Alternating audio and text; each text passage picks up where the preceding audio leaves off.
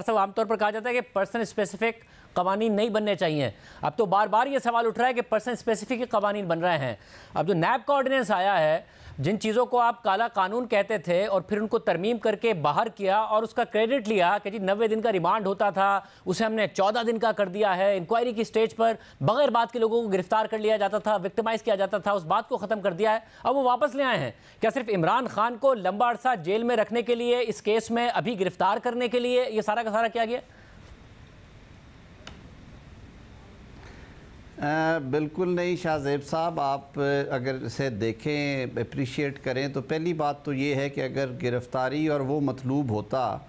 तो ये चीज़ें बहुत पहले कर दी जाती। ये वो टीदिंग प्रॉब्लम्स थी जो कि हमें नैब प्रोसिक्यूशन ब्रांच से, मुझे लॉ मिनिस्ट्री में ये बारहा कहा गया कि जी अमेंडमेंट्स के बाद कुछ प्रॉब्लम्स आ रही हैं। उनमें से एक प्रॉब्लम ये थी कि जो इन्वेस्टिगेशन का टाइम है रिमांड का, यानी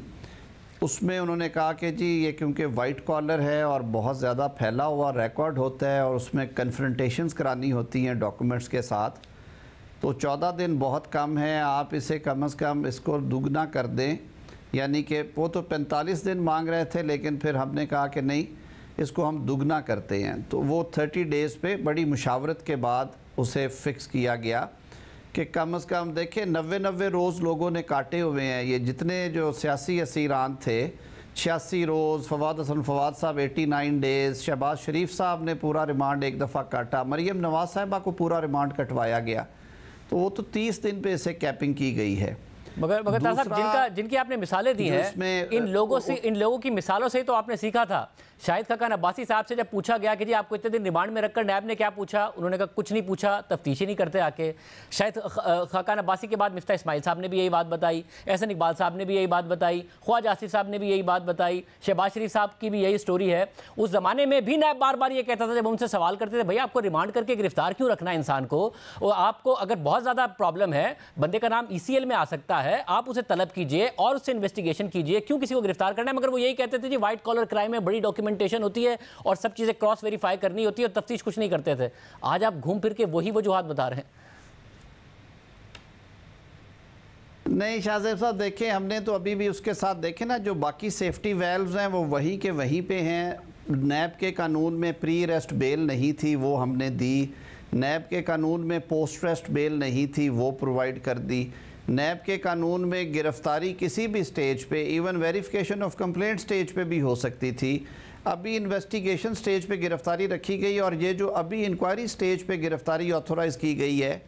ये सिर्फ एक प्रोविजन प्रोवाइड की गई है जिसमें जब बार बार डिस्पाइट रिपीटेड नोटिसेस मुल्ज़म ना आए और उसके साथ क्वालिफाई किया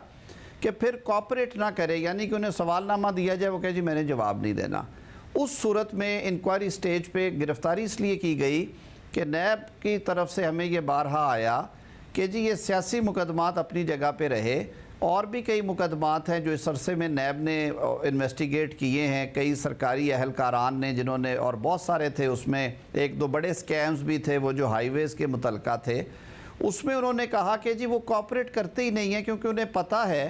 कि जब तक इंक्वायरी को इन्वेस्टिगेशन में कन्वर्ट नहीं किया जाएगा उनकी गिरफ्तारी अमल में नहीं आ सकती। और इंक्वायरी को इन्वेस्टिगेशन में अगर आपने ऑनेस्टली कन्वर्ट करना है तो फिर आपके पास मुकदमे के पूरे हालात और वाक़यात होने चाहिए।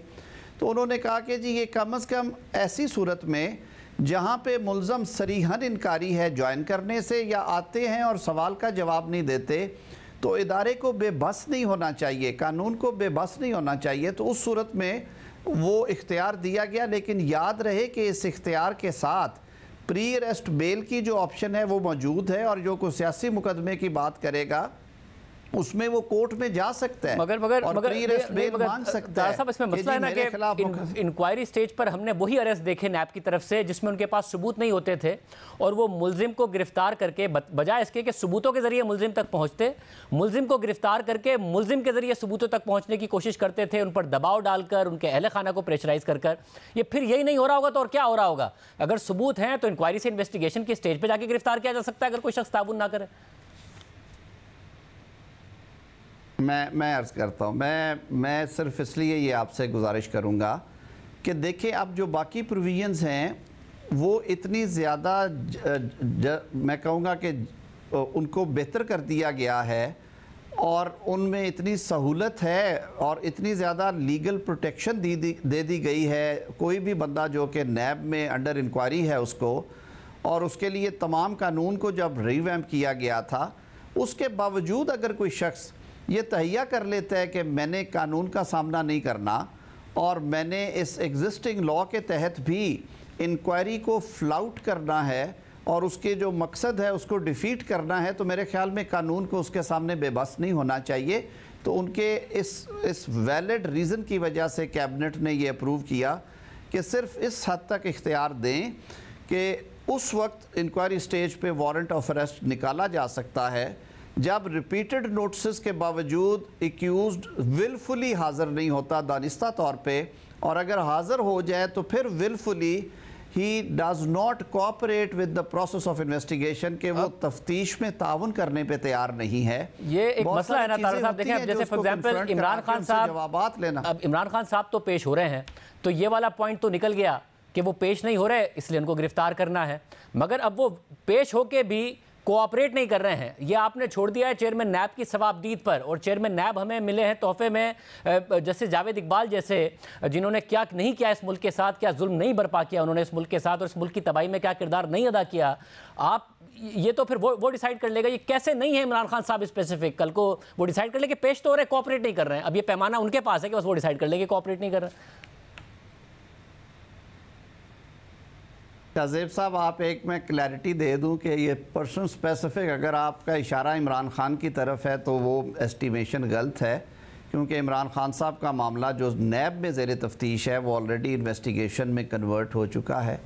और उसमें उन्हें आपको पता है एक दफ़ा अदालत ने एग्ज़ामिन करने के बाद रिमांड पे दिया,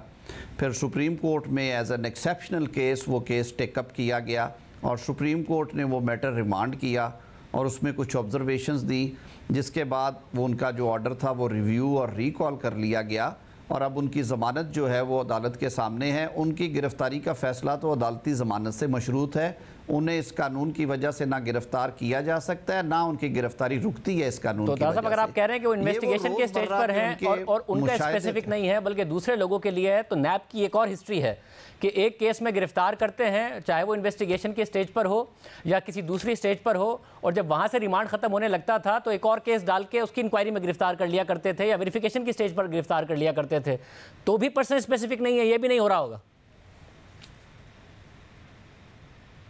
नहीं, मेरे ख्याल में जो अभी ओवरऑल स्कीम ऑफ लॉ है नैब की उसमें शायद ये गुंजाइश मौजूद ना हो, क्योंकि अदालत को ज़मानत का और रिमांड का बड़ा वसी इख्तियार है, और वो प्री अरेस्ट भी है, पोस्ट अरेस्ट भी है, और रिमांड की स्टेज पे भी उन्होंने ये सारा मटीरियल देखना है, क्योंकि नैब को पाबंद किया गया है